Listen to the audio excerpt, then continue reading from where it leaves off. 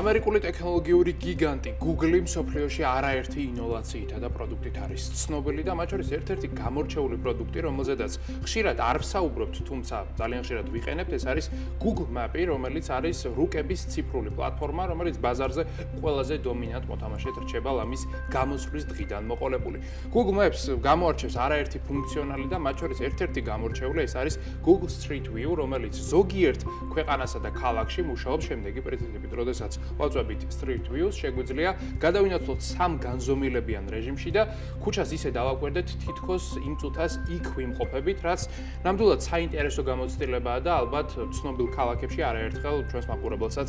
გამოუცდია. თავად ამ ფუნქციონალის დანიშნულება ძირითადად არის, რა თქმა უნდა, სივრცის აღქმის გაუმჯობესება, მათ შორის მოგზაურობის დაგეგმვის მიმართულებით და ასევე იმ ქალაქების დათვალიერების შეგრძნების გასაზრდელად, სადაც ადამიანებს ან ჩასვლა სურთ, ან საერთოდ უბრალოდ ოცნებობენ იქ მოხვედრაზე. ამას ტურისტები ძალიან ხშირად იყენებენ და დამეთანხმებით, რომ სადაც ის გამართულად მუშაობს, ნამდვილად გამორჩეულ შეგრძნებას იძლევა და თავად ამ ტექნოლოგიას უზრუნველყოფს Google-ის ჭკვიანი ავტომობილები, რომლებიც აღჭურვილნი არიან სამგანზომილებიანი კამერებით, ისინი ხშირად მოძრაობენ ქალაქებში, იღებენ ქუჩებს და ამ ინფორმაციას აღვეჭდავენ საბოლოო ჯამში Google Maps-ის სისტემაში. ამ ტექნოლოგიის გამოყენებით ძალიან საინტერესო შემთხვევა დაფიქსირდა ესპანეთში, სადაც ესპანეთის პოლიციამ დიდი ხნის გაუხსნელი სისხლის სამართლის დანაშაული გახსნა სწორედ Google Street View-ს დახმარებით. მოკლედ, თავის დროზე ქალაქ ტახუეკოში, ეს ერთ-ერთი ქალაქია ესპანეთში, გაუჩინარდა 23 წლის ადამიანი, კაცი და პოლიციამ ეჭვმიტანილად თავის დროს დააკავა ერთი ქალი და მისი ყოფილი პარტნიორი ამ ქალისა.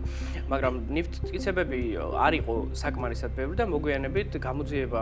ასევე ჩატარდა Google Street View-ში. არ ვიცი როგორ მივიდნენ აქამდე, მაგრამ ფაქტი არის ის, რომ მოკლედ Street View-ში აღმოჩნდა ესეთი ფოტო ერთ-ერთ ქუჩაზე ამ ქალაქისა, სადაც დგას ადამიანი, რომელიც ავტომობილის საბარგულში იქექება და იქვე ჩანს, რომ რამდენიმე ტომარა აწყვია ავტომობილის შიგნით, რაც როგორც მოგვიანებით გამოძიებით დადგინდა, ამ ტომარაში იყო ამ ადამიანის სხეული დანაწევრებული და სწორედ ასე ეს ერთ-ერთი ნიფტკიცებულება იყო. ესპანეთის პოლიცია ამბობს, რომ ეს არ იყო გადამწყვეტი, მაგრამ ასეთი კონტრიბუცია Google-მა სრულიად უნებლიეთ